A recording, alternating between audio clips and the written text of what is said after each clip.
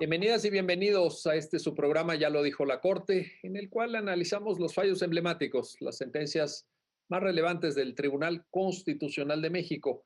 En esta ocasión vamos a platicar con nuestros invitados de la acción de inconstitucionalidad 5/2016.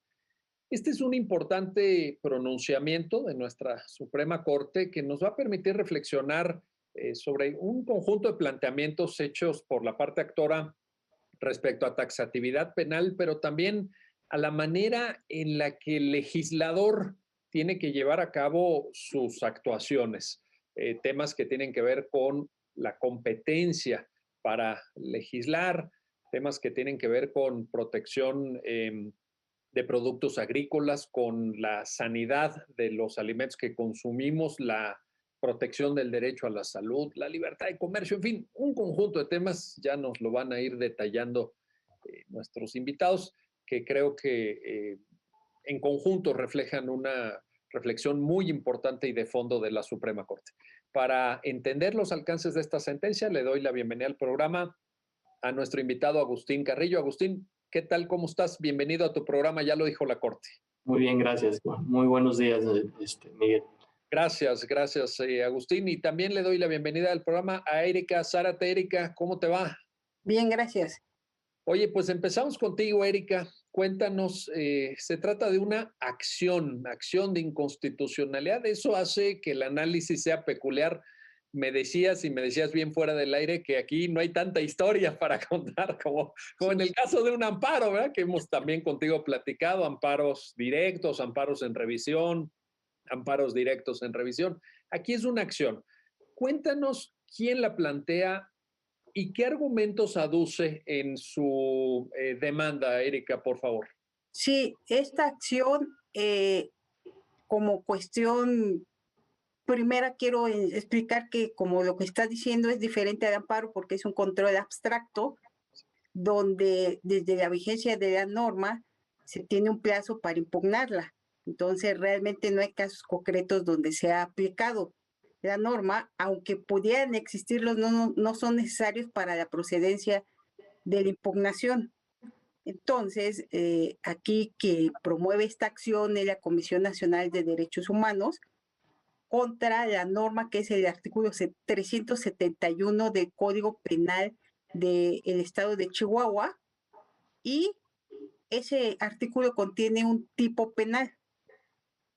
Entonces, la comisión se centra en alegar que ese tipo penal es de los que se llaman en la teoría un tipo penal en blanco, porque contiene partes de su estructura en que no están definidas en el Código Penal ni hace remisiones a otra norma o demás. Entonces, esto viola taxatividad porque en la teoría y en las sentencias de la Corte se ha considerado que un tipo penal tiene que ser claro en su lectura para los ciudadanos cuando lo conozcan, y también para las autoridades para saber si las acciones de una persona actualizan esa acción que se considera delictiva.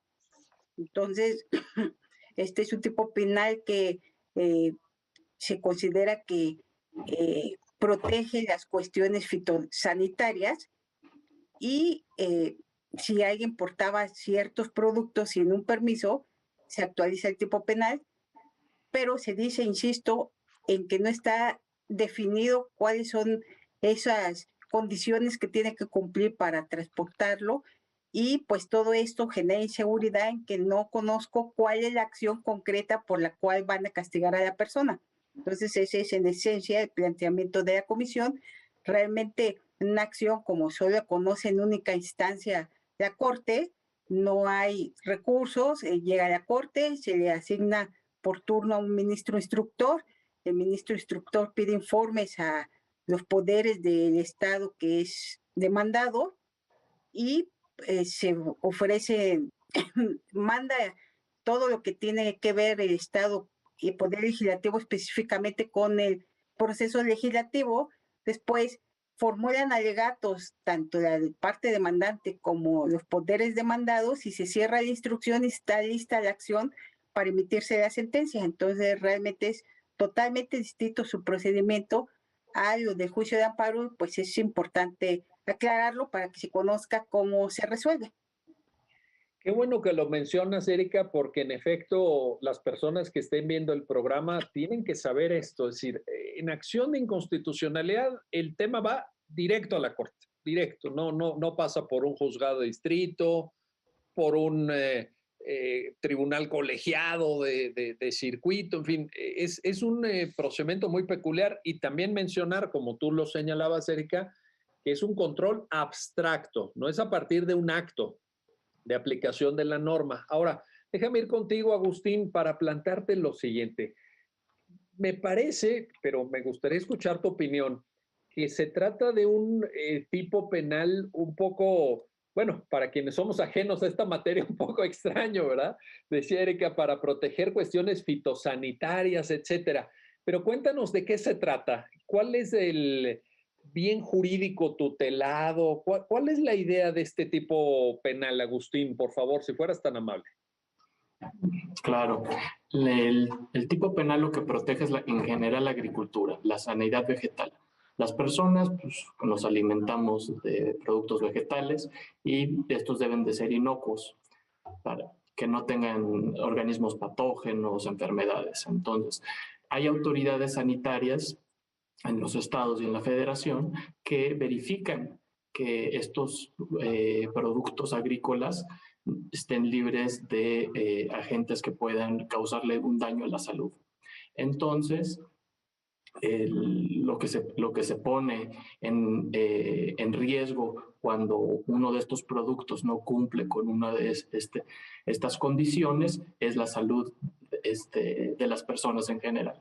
Por lo mismo, para evitar y disuadir la comisión de conductas que puedan ocasionarle daños a la salud de las personas, se sanciona. Entonces, el tipo penal, que es lo que sanciona, evadir los puntos de verificación y en particular, pues bueno, que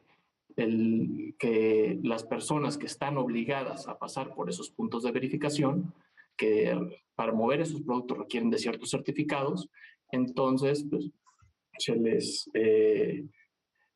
se les sanciona y la sanción puede ser de pena de prisión o, bueno, eso es lo que se propuso en el tipo penal de prisión de 1 a 4 años o una sanción económica.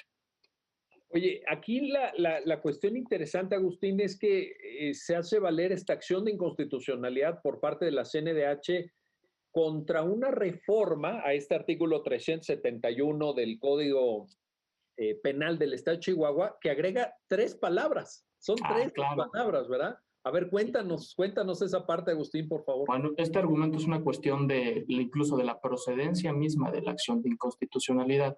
¿Qué es lo que alegó el Congreso en el momento que se le pidió que rindiera el informe? Dice, yo solo agregué punto de verificación interna estatal. O sea, ¿qué era lo que sancionaba anteriormente el delito? La evasión de los puntos de verificación interna. Dice, yo agregué estatal, interna estatal.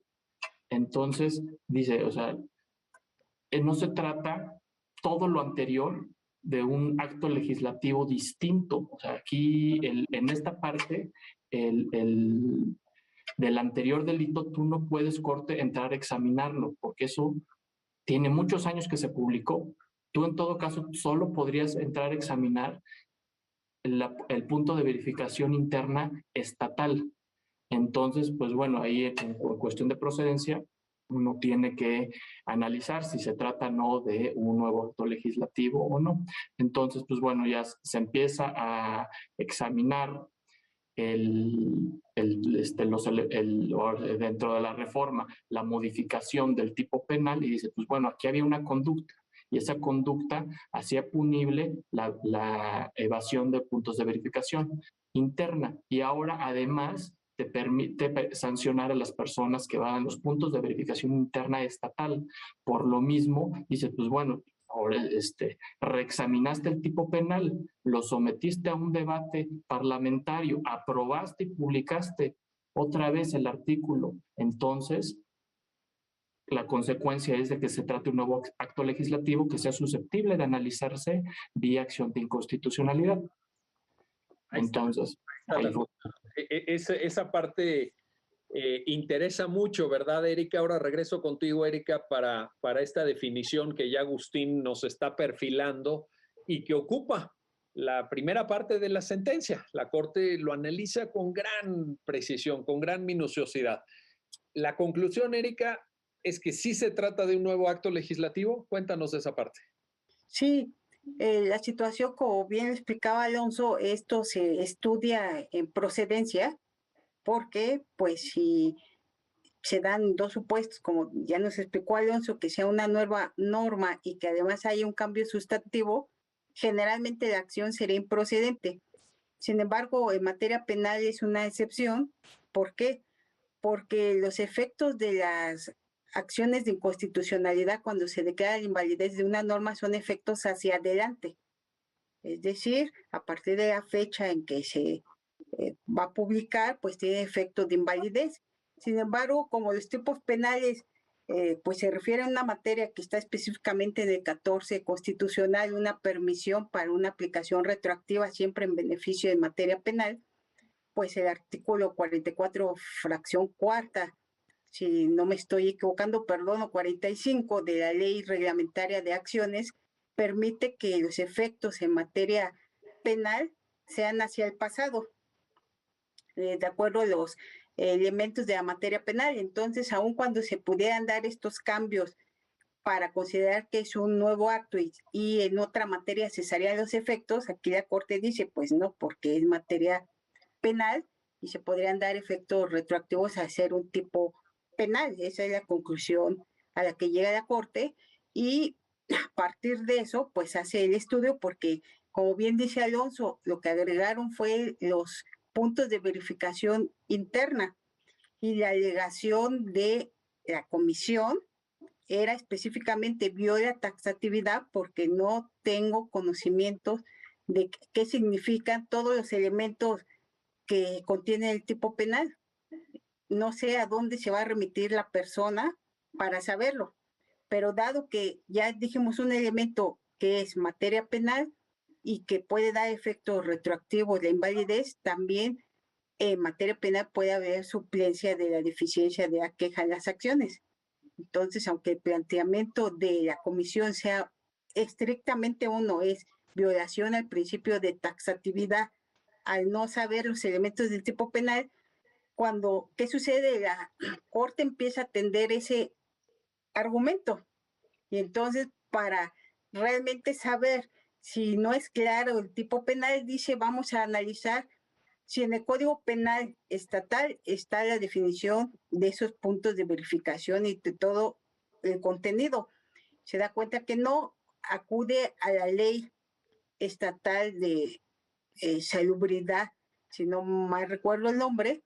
Entonces se da cuenta que sí hay una definición de puntos de verificación estatal interna, pero dice, serán aquellos que definan la SAGARPA. Y la SAGARPA es un ente, pues, de la federación, que se regula por la Ley General de Salud y por leyes que son de tipo federal o general. Entonces ahí la Corte, cuando empieza a desmembrar esto, dice, bueno, entonces yo ya no puedo, o lo que me estoy dando cuenta, que todo mi análisis para saber qué significan los elementos del tipo penal me está llevando a leyes de tipo general o federal. Entonces, parece que realmente el problema es esa actividad, pero hay uno previo, si esta norma la emitió una autoridad competente. O sea, aunque pudiera ser cierto que viola taxatividad, primero tengo que definir si el Estado tenía facultad para emitir una norma de ese carácter y entonces empieza a estudiar a partir de lo que fue analizando la Corte para saber los elementos de taxatividad, que lo que realmente debe enfocar su estudio es a la competencia del Poder Legislativo para emitir el tipo penal. Claro, porque si la emisión del tipo fue realizada por una autoridad que no era competente, pues el argumento de taxatividad ya no requiere de estudio, ¿verdad? Ya no tiene que ser analizado, simplemente el tipo penal es inconstitucional por ausencia de habilitación competencial del legislador que lo emitió. Entonces, esa es la mecánica que usa la argumentación de la Corte, ¿verdad, Erika? Que nos estás planteando. Bueno, a ver, déjenme, y esto lo hacemos muy extrañamente en el programa, pero en esta ocasión quisiera leer el texto del artículo, es muy breve, para entender bien a qué nos estamos refiriendo, para que las personas que están viendo el programa y nos están prestando el favor de su tiempo y su atención, conozcan exactamente de qué estamos hablando. Dice el artículo 371, bueno, decía en el momento en el que fue impugnado el artículo 371 Código Penal de Chihuahua, lo siguiente: al que va a un punto de verificación interna o interna estatal, aquí están las tres palabras clave, ¿verdad? O interna estatal, teniendo la obligación de ser inspeccionado en el mismo, al ingresar o movilizar en el estado vegetales, sus productos o subproductos, vehículos de transporte, maquinaria, materiales, equipos, agentes patogénicos, se le impondrá pena de 1 a 4 años de prisión y de 1,000 a 10,000 días multa. Este es el tipo penal y el agregado que genera precisamente el planteamiento de la acción son esas tres palabras que citábamos. Al que va a un punto de verificación interna, hasta ahí ya estaba, eso ya estaba previsto, y lo que agrega el legislador es un punto de verificación interna estatal, con una O que genera una disyunción, o el punto de verificación interna o el punto de verificación interna estatal. Esto es precisamente lo que se está discutiendo. Este es el análisis que la Corte lleva a cabo en la sentencia y que me parece muy, muy importante. Bueno, a partir de aquí, evidentemente, se genera el tema de la competencia, si es competente, si no es competente, y la Corte lo analiza. Vamos a comentarlo con nuestros invitados, pero antes vamos a hacer una pausa. No se vayan, regresamos enseguida para continuar en esta conversación, en este análisis sobre la acción de inconstitucionalidad 5/2016. Regresamos enseguida.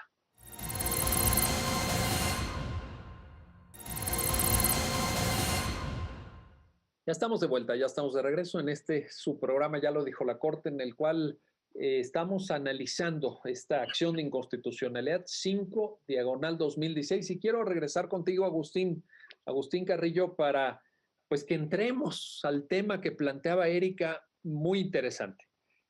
La sentencia dice: el planteamiento de la CNDH va por taxatividad, pero analizando el material de la reforma planteada al artículo 371 del Código Penal de Chihuahua, más bien hay un tema competencial. Cuéntanos, Agustín, ¿por qué la Corte abre esta línea, digamos, ruta de argumentación en la sentencia, si fueras tan amable? Bueno, parte de los argumentos del Poder Legislativo y del Poder Ejecutivo fue que este tipo penal, dice, es idéntico al de la Federación. Nosotros en el 371 del Código Penal de Chihuahua incluimos un texto análogo al artículo 74 de la Ley de Sanidad Vegetal. Entonces empezamos a ver, pues bueno, vamos a hacer una distinción, como bien dijo Erika hace rato, ellos a la hora de analizar qué puntos de verificación interna está refiriéndose la ley, el Código Penal de Chihuahua, nos remitimos a la ley de sanidad, bueno, la ley de coordinación de sanidad vegetal del estado de Chihuahua, y ahí es donde se encuentra la remisión precisamente a los puntos de verificación que autoriza SAGARPA. Esto nos reenvía ahora a la ley general, a la ley de sanidad vegetal. Entonces ahí encontramos que SAGARPA tiene las facultades para autorizar en los estados la instalación de puntos de verificación interna. Entonces aquí ya es donde brinca el problema. A ver, momento. Aquí hay una cuestión de duplicidad, porque la propia ley de sanidad vegetal establece un tipo penal para la evasión de los puntos de verificación interna. Y si son esos los que autorizan los estados, Entonces, el Código Penal de Chihuahua está sancionando el mismo tipo penal que el federal respecto de los puntos de verificación que le autorizó la federación al Estado. Entonces, ahí hay un problema ahí de entrada de inseguridad jurídica e incertidumbre, ¿no? De que no puedes saber si se trata del mismo, quisieron decir uno diferente. Entonces, se acude a la exposición de motivos y ahí se confirma, porque la exposición de motivos dice, no solo queremos que se sancionen los de puntos de verificación interna, sino que también los que ponemos en el Estado. Y a ver, en el Estado tienen competencia para poner puntos de verificación distintos a los que la autoriza Zagarpa. Entonces aquí es donde la Corte empieza a tejer, o mejor dicho, remontarse a los orígenes de la competencia para legislar en sanidad vegetal. Entonces, pues bueno, nos tenemos que remontar a que sanidad vegetal es una vertiente de salubridad general. Así que salubridad general la podemos desglosar, ¿no? En salud, sanidad animal y sanidad vegetal. Originalmente, sanidad vegetal se regulaba en Ley General de Salud y había un reglamento de productos y servicios. Cuando nos empezamos a acercar a celebrar el Tratado de Libre Comercio, ¿qué es lo que se hace? Bueno, somos un país que produce muchos productos agrícolas y exporta. Por lo mismo, dice, pues bueno, esta materia se va a una ley especial, se crea la Ley de Sanidad Vegetal. Entonces, ahí toda la regulación que había de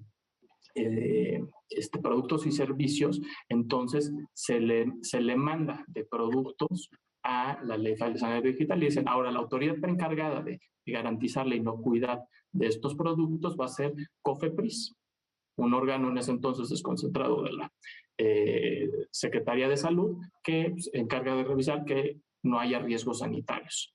Posteriormente, pues bueno, hay una reforma en la Ley Federal de Sanidad Vegetal y esa función de COFEPRIS pasa a Zagarpa, ¿no? La Secretaría de Agricultura y Desarrollo Rural, Pesca y Alimentación. Entonces, ya a partir de entonces, pues bueno, ella se vuelve la encargada de llevar a cabo la instalación de estos puntos de verificación. Y en el ámbito federal tenemos de dos tipos, que es el internacional y el punto de verificación interna. Y el punto de verificación interna, pues bueno, a lo mejor muchos los hemos visto, simplemente no sabemos qué son esos. O sea, cuando vamos por la autopista y vemos inspección fitosanitaria, a ellos precisamente se refiere. Ahí tiene que pasar el tráiler y ya entregar los certificados para movilizar los productos y pues bueno, ya le darán luz verde. Entonces, ¿qué es lo que se penaba? Pues justamente la evasión de este tipo de puntos de verificación. Ahora, ¿qué es lo que pasa? En los estados también ellos tienen productos que mueven regionalmente o entre estados. Entonces, ¿qué es lo que dice el gobierno, el Congreso de Chihuahua? Pues bueno, hay productos que entran del extranjero que no tienen certificados. ¿Por qué? Porque para que tengan certificados se tiene que llevar un proceso, una norma oficial mexicana. Y dice, estos productos, pues bueno, de aquí a que la federación nos expide un certificado, pues ya nos crearon un problema de plaga en los nuestros. Ellos ponen de ejemplo la nuez. Entonces dice, pues bueno, vamos a nosotros, por residualidad de su argumento, recordemos que el artículo 124 dice que las facultades que no están expresamente concedidas a los funcionarios federales se encuentran reservadas a los estados. Entonces ellos dicen, pues bueno, ahí es nuestro fundamento para legislar los puntos de verificación que nosotros creemos para productos que sean distintos a los de la federación. Y ahí es donde la Corte dice, momento, a ver, aquí la competencia deriva de una ley general.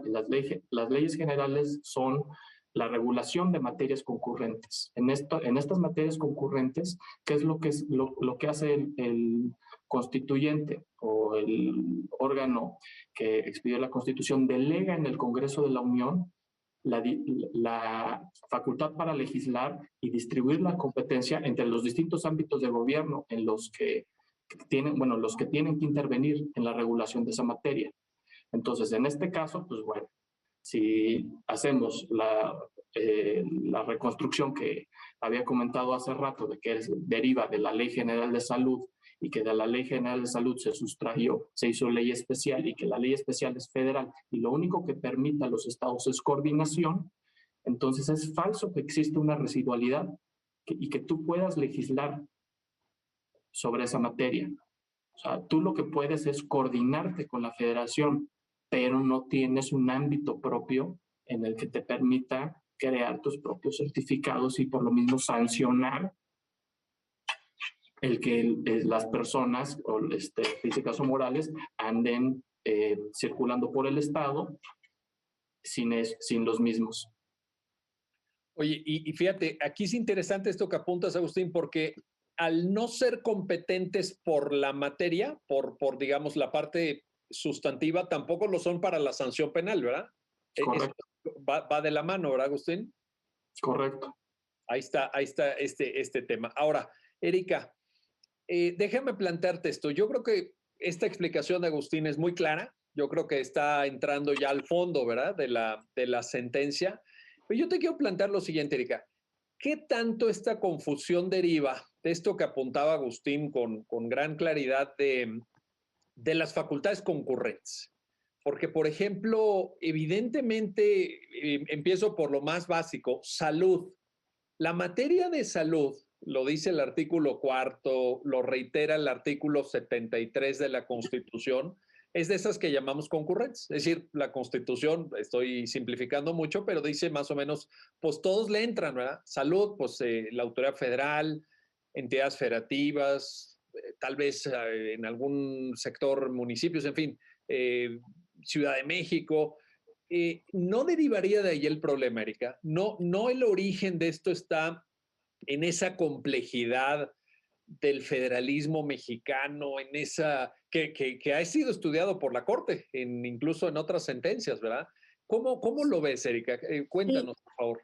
La situación es que cuando nos habla de constitución de una ley federal, nos queda claro que solo la federación y ahí los estados no tendrían nada que hacer. Quizá la problemática es con las leyes generales y ahora las leyes nacionales, porque también tenemos leyes nacionales. Entonces ahí la problemática o lo que se ha intentado interpretar es que estas leyes generales y las nacionales, pues efectivamente se trata de cuestión de concurrencias, pero que realmente yo entrecomillado lo diría, pero para hacerlo claro al público, quien define cómo va a participar los estados, incluso los municipios, seguirá siendo la federación. ¿Y cómo lo hace? Pues muchas veces lo hace a través de sus artículos transitorios en una ley general, en una ley nacional, diciendo que a las entidades federativas se les dejará tal materia o que puedan regular. Generalmente lo que les dejan, y estoy hablando de generalidades, es claro que hay casos específicos, es que hagan cuestiones orgánicas, es decir, que creen autoridades, entidades que puedan llevar a cabo esas facultades de esas materias en su estado, pero generalmente no les dan esa posibilidad de transformar una figura jurídica o ampliarla. Son casos muy contados y específicos. Y con las cuestiones nacionales se ha dejado más claro esa interpretación por el Pleno, como tenemos el Código Nacional de Procedimientos Penales, la Ley General de Medios Alternativos de Solución de Conflictos en materia penal y también hay una en materia civil. Esas interpretaciones son las que más o menos en sentido general son las que tenemos. Entonces, realmente, ya hablando fuera de lo que dice la Corte y teóricamente, pues sí se puede pensar que nuestro federalismo en México es muy peculiar en cuanto muchas situaciones realmente están siempre supeditadas a los mandatos de la federación. El municipio también muchas veces vemos en controversias o acciones que lo que alega el municipio es que ese 115 no es pleno y quizás no haya una violación, simplemente es que, por ejemplo, en el caso quizás de recursos para el municipio, ya vienen etiquetados desde la federación, porque también recordemos que tenemos Sistema Nacional de Seguridad Pública, o sea, entidades que agrupan todas las decisiones y siempre, me atrevería a decir, van bajo la batuta de la federación. Entonces, esto se complementa, bueno, históricamente es un tema que no podríamos abundar mucho aquí, pero bueno, también históricamente se entiende por cómo fue creado nuestro federalismo, muy distinto al norteamericano, y entonces, pues esa ha sido la interpretación, incluso dirán algunos hasta criticable de que exista el amparo directo, porque tiene que existir si hay un tribunal supremo en cada entidad. Y esa es una situación que desde el 17 se ha escrito bastante y se seguirá escribiendo, porque el federalismo en México es muy peculiar. Oye, y esto, muy peculiar, y lo del amparo directo, no, hombre, eso da para varios programas, ahorita ni lo metamos, porque además a los abogados nos encanta esa discusión, ¿verdad? Pero no, si nos metemos ahorita eso no salimos. Oye, a ver, regreso contigo, Agustín, para esto que plantea Erika. En efecto, de la explicación que tú mismo nos compartías hace unos minutos, del comentario que Erika acaba de formular, la imagen que queda quizá en el no experto o experta que nos esté escuchando, un ciudadano, es una imagen complicada, es una imagen compleja de la distribución de funciones, de cuándo es concurrente, de cuándo es federal, de cuánto es estatal. Si es concurrente, pueden o no actuar los órganos legislativos en los estados, o sea, caramba, el panorama está complicado, ¿no, Agustín? A ver, un comentario sobre esto, por favor. Pues sí, de hecho sí es complicado y hay que ir caso por caso. Como bien dijo Erika, o sea, esto es producto de la forma en que nos federamos. O sea, ¿qué es una federación? ¿No? Son distintos estados con propio gobierno que deciden formar un tercer estado entre todos con un gobierno central, por decirlo de una forma, ¿no? Es la federación.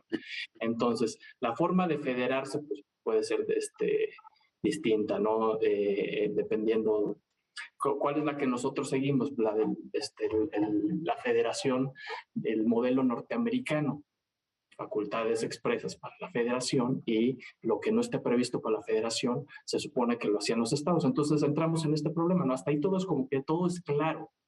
Entramos en el problema de las materias concurrentes, porque hay algunos casos en los que la facultad para legislar pues la tiene el Congreso de la Unión y la facultad para operar la tienen los estados.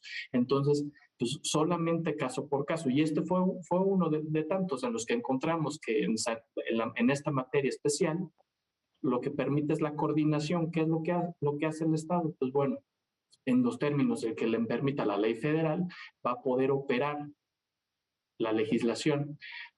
Ahora, aquí hay una peculiaridad de este asunto que me gustó, aprovechando de que comentó del federalismo norteamericano, que yo siempre había pensado, ¿no?, que los artículos 117 y 118 de la Constitución eran redundantes. Estos artículos son un calco de la Confederación Norteamericana, que dicen cosas que los estados no pueden hacer.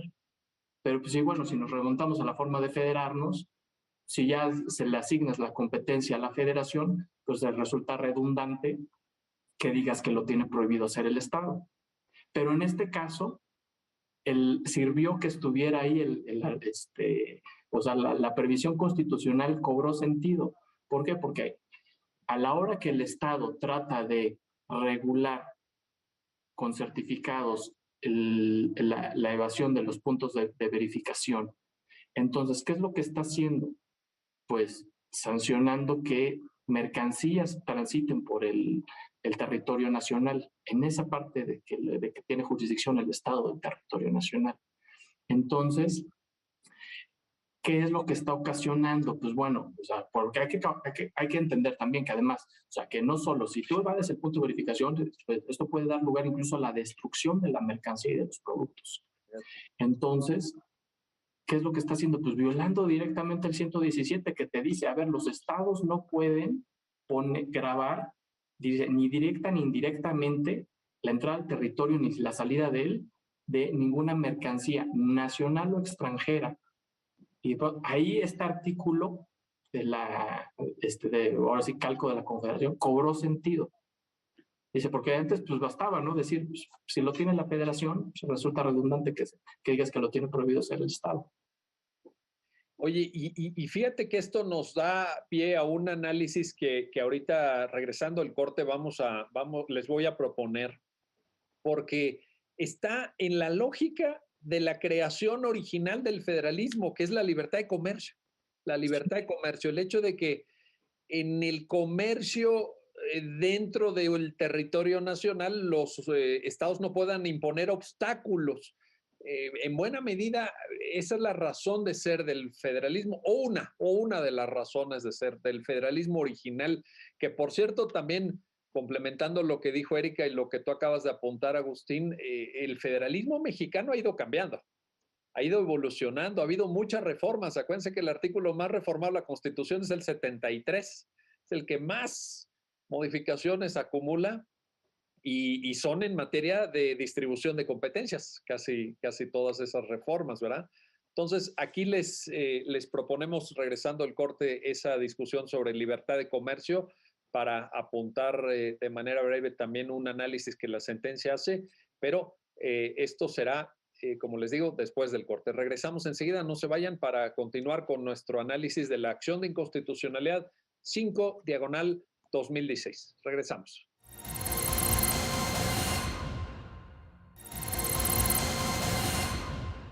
Ya estamos de vuelta, ya estamos de regreso para continuar en esta conversación con nuestros invitados sobre la acción de inconstitucionalidad 5/2016. Y quiero regresar contigo, Erika Zárate, para esto que apuntaba Agustín, que me parece de la mayor relevancia. No se trata, o mejor dicho, sí, porque la sentencia así lo señala, de una interferencia de algún modo indirecta a la libertad de comercio. Esto está mencionado en la argumentación de la Corte, en la sentencia, y es una preocupación legítima, creo yo, porque si permitimos que los estados, y ya lo decía Agustín, directa o indirectamente interfieran en la libertad de comercio, pues ahí vamos a tener problemas, ¿verdad? Y acordémonos también, como los ejemplos que ustedes ponían, yo agrego uno. El Código de Comercio es expedido por el Congreso de la Unión. Código de Comercio que regula los actos precisamente mercantiles, ¿verdad? Un comentario, Erika, por favor. Sí, precisamente como lo mencionaba Alonso, el artículo 117 de la Constitución, de la fracción 5, si no mal recuerdo, dice que los estados tienen prohibido hacer cuestiones que terminen limitando la libertad de comercio. Entonces, este sería un argumento extra a la falta de competencia de la autoridad legislativa local para regular esa materia, porque finalmente sus puntos pues podrían impedir el tránsito de mercancías y estarían violando esa fracción específica que la Constitución les limita a esto. Y sí, efectivamente, pues el liberalismo económico que marcó la tendencia de federalismo y de las creaciones de los estados nacionales en el siglo XIX, pues evidentemente tiene una cuestión filosófica que nació en todo lo que tiene que ver la libertad de comercio y los propietarios, desde las constituciones hasta los códigos específicos de las materias, tienen su base filosófica en realmente proteger todas las cuestiones de la propiedad. Y una de estas cuestiones de la propiedad es el comercio. Por eso, efectivamente, el Código de Comercio, las leyes mercantiles, pues siempre tienen esta atribución de dar una tendencia a la federación en su regulación. Sabemos que incluso el Código de Comercio es concurrente en la materia, por ejemplo, jurisdiccional para resolver un juicio. Entonces, sí, efectivamente fue una de las cuestiones que hicieron hacer el federalismo para cuidar la propiedad privada y la libertad de comercio que está íntimamente regulada o relacionada con esta cuestión de la propiedad. Entonces, sí, efectivamente seguimos teniendo esa tendencia y ya lo mencionaba Alonso, además, pues se refuerza en el caso cuando empezamos a hacer tratados internacionales de libre comercio, en que de algún modo la federación es la que tiene que tomar esas decisiones para poder hacer operantes estos tratados en donde el que se obliga es el Estado mexicano, no una entidad determinada, se obliga el ente que representa a todo el país. Entonces me parece que sigue siendo operante esta idea de esas cláusulas especiales que decía Alonso, pueden ser redundantes, pero son específicas para poder hacer operante lo que la federación tiene que hacer, sobre todo cuando ya estamos hablando de cuestiones que van más allá de lo interno, como es el comercio internacional. Sí, y en aras a cumplir y honrar esos tratados internacionales, pues la libertad de comercio tiene que ser para todo el territorio, ¿verdad? Para todo el territorio precisamente. Ahora, quiero regresar contigo, Agustín. Agustín Alonso, por cierto, porque yo te digo... Como Erika me dice Alonso. Erika Alonso. Agustín Alonso, para lo todos prefieran. los que te están viendo, Agustín. Oye, a ver, quiero regresar y plantarte esto. Lo mencionaba Erika al inicio y creo que es muy importante.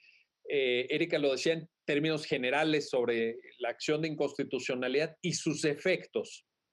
Pero sus efectos, Agustín, te quiero plantear en estos términos, sus efectos en materia penal. Porque en esta sentencia la Corte dice, bueno, además del Congreso de la Unión, que fue, del Congreso, perdón, del Estado de Chihuahua, que fue la autoridad señalada por la CNDH en la demanda, pero vamos a ampliar los efectos para por lo menos comunicar el sentido del fallo a otras autoridades que podrían tener competencia en esto que Erika señalaba de los efectos, porque imaginemos que hubiera personas procesadas por la violación de este artículo 371 del Código Penal de Chihuahua. La acción podría beneficiarles. Cuéntanos esta parte de los efectos, Agustín, por favor. Bueno, también esto fue algo que comentaba Erika desde el principio, que en materia penal el control de acción de inconstitucionalidad es una excepción a la regla, en que las declaratorias de invalidez pueden surtir efectos retroactivos. ¿Cuál es la regla? Pues bueno, las normas tienen una presunción de validez. Entonces, en tanto no se invaliden, todos los actos que se rigen durante el tiempo que estuvieron vigentes son válidos. Aquí, ¿qué es lo que pasa? Que, pues bueno, si tú fuiste perjudicado con motivo de una ley penal que a la postre fue invalidada por la Suprema Corte por violar derechos humanos, pues bueno, ¿qué es lo que te permite de entrada el artículo 14? Aplicación retroactiva en beneficio. Entonces, el mismo principio se reproduce en la ley reglamentaria del artículo 105 constitucional, el bien lo dijo el artículo 45, la ley reglamentaria. Sí le podemos imprimir efectos retroactivos a la sentencia. Entonces, ahora, para que las personas a las que se les aplicó y que fueron perjudicadas con motivo de la aplicación de un tipo penal que fue declarado inconstitucional, ¿qué es lo que se hace? Pues se le manda a notificar al Tribunal Superior de Justicia del Estado, que es la autoridad encargada de la aplicación de condenar a las personas por la comisión de este tipo de delitos y también a los tribunales colegiados y unitarios del 17º circuito, que es en materia federal los jueces que pueden revisar las sentencias que dicta el Tribunal Superior de Justicia y, en su caso, medidas cautelares respecto de la comisión de ese delito. Y pues finalmente a la propia Fiscalía General del Estado de Chihuahua, que pues bueno es el órgano encargado de la persecución de los delitos. Entonces, que se enteren, ¿no? O sea, todos, si tú tenías una carpeta abierta, una carpeta de investigación abierta con motivo de este delito, pues bueno, ya no tiene objeto. ¿Por qué? Pues el delito ya no existe. Lo mismo, ¿no? Si tú condenaste a una persona, pues bueno, ¿qué es lo que tienes que hacer? Pues bueno, liberarla, ¿no? Porque ese delito ya no existe. Entonces, se les notifica a todas estas autoridades para que se haga una aplicación retroactiva en beneficio de las personas. Eso, aplicación retroactiva en beneficio, porque eso sí está permitido por el artículo 14 constitucional y la ley reglamentaria de las fracciones primera y segunda del artículo 105 de nuestra Carta Magna en materia de acciones de inconstitucionalidad y controversias constitucionales. Bueno, ahora, Erika, a ver, Tú eres especialista y has estudiado mucho y además aquí mismo en el programa nos has ilustrado con temas en materia penal. Y yo te quiero plantear esto. Evidentemente la Corte en la sentencia, ya ustedes dos nos lo han explicado con mucho detalle, se va por el lado de la competencia y deja aparte, por no ser necesario el estudio, el argumento de la CNDH sobre la taxatividad. Pero si no hubiera sido el tema de la competencia, ¿cómo valorarías, Erika Zárate, el tema de la taxatividad de este artículo 371? Porque, insisto, seguramente quienes manejan trailers con estos productos vegetales, etcétera, pues se la saben muy bien, ¿verdad? Pero para uno como ciudadano, yo confieso que me pareció un poco extraño el bien jurídico aquí tutelado, la manera de redactar el artículo, en fin. Pero pues tú como especialista en derecho penal, a ver, un comentario ahí. Claro, aquí la situación es que en infinidad de precedentes, en acciones y en amparo, la primera sala ha dicho lo que mencioné, la taxatividad significa que lea y cualquier ciudadano entienda qué significa, por ejemplo, apoderarse de un bien mueble ajeno, que es el robo. Todos conocemos los términos generales de qué significa, pero también ha dicho todos estos precedentes, pero las normas no son diccionarios en que te tenga que definir palabra por palabra. También está permitido que taxatividad pues te pueda remitir a otra norma, quizás del propio código, para yo definir, por ejemplo, un ejemplo típico es ¿qué es violencia? Violencia generalmente lo tienen en sentido genérico definido los códigos. ¿Qué es violencia? Que hay una física que es pues darle un golpe a alguien, una moral, amenazarla con un arma. Y entonces todos los tipos penales que contienen violencia no la tienen definida en ese tipo penal, sino uno va a buscar la violencia definida genéricamente para todo. Eso también se permitiría en taxatividad. Y de estos tipos penales tan específicos que contienen cuestiones que no son del entendimiento general, también la propia Corte lo ha permitido, el Pleno ya ha resuelto incluso amparos directos, que cuando son cuestiones tan especializadas, tampoco se viola taxatividad si me remite a una ley general especializada en el tema, por ejemplo, los delitos de medio ambiente. El ejemplo clásico es ¿qué es veda? Veda pues no estaba definido en el tipo penal y se puede hacer una remisión a una ley especializada donde me define qué es veda. También han existido cuestiones que en materia fiscal para definir cuáles son los periodos de cuando dejo de presentar mis declaraciones y eso es delito también.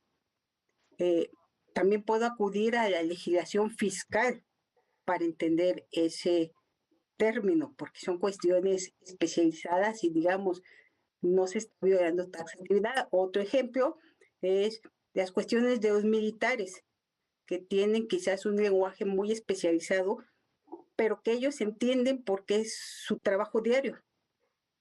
Y después de todo este marco, ¿qué haría yo? El caso concreto, pues me parece que sí tendríamos que acudir a estas posibilidades de taxatividad para entender estos conceptos técnicos que si supongo, como ese mismo tipo penal para la federación, como bien lo dijo Alonso, pues sí podríamos acudir a la Ley General de Salud y a todo esto que sea claro y podríamos, no significa integrar el tipo penal, significa que lo que ya nos dijo la Corte, taxatividad no puede ser que en una norma yo te ponga definiciones de todo, pero que sí puedas tener, ojo, una remisión a una ley.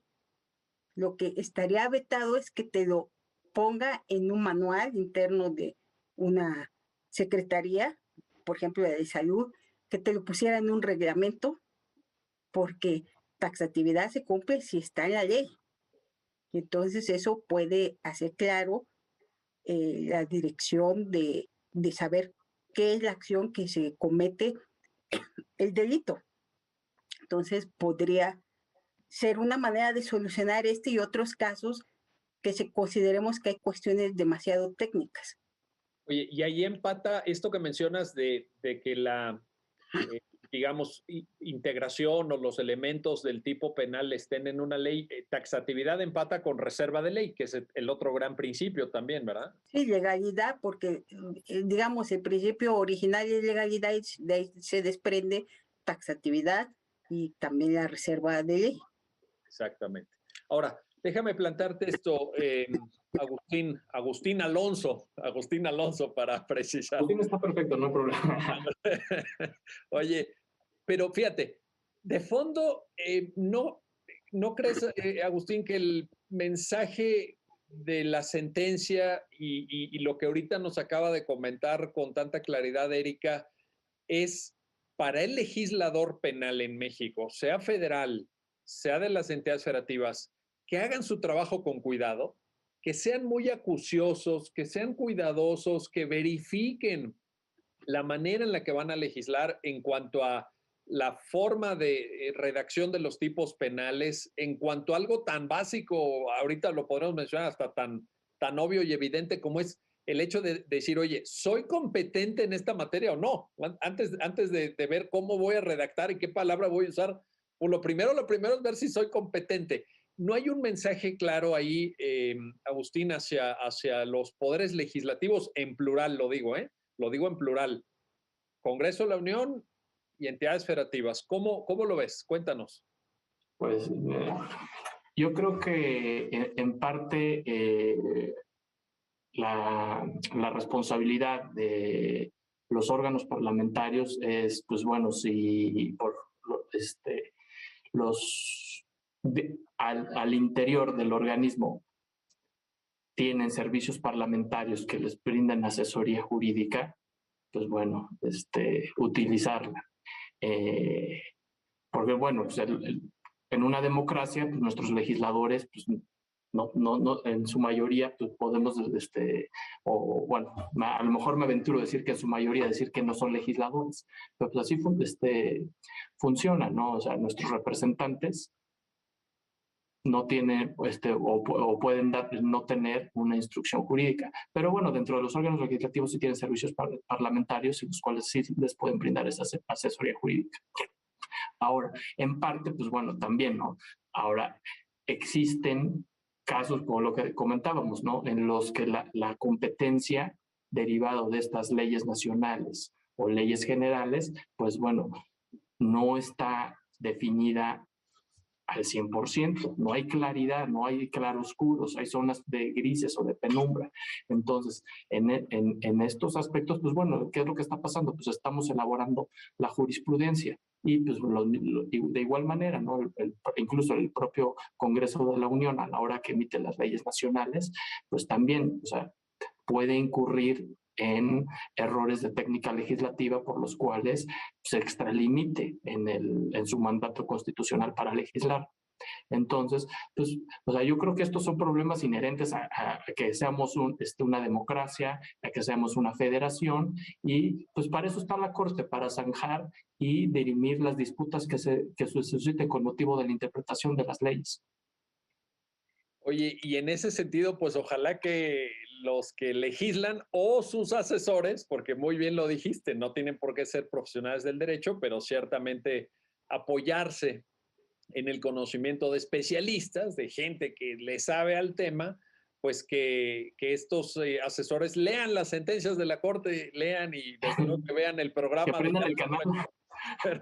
Pero porque cada definición que la Corte da es útil, es un mensaje, es ir descifrando esta complejidad que hoy arroja nuestro sistema federal y que yo creo que llegó para quedarse. No veo yo ninguna ruta de simplificación del sistema federal, por el contrario, y ustedes trabajando en la Suprema Corte lo ven todos los días. Esto se ha ido haciendo mucho más complejo en los últimos años y parece que esa ruta se sigue profundizando.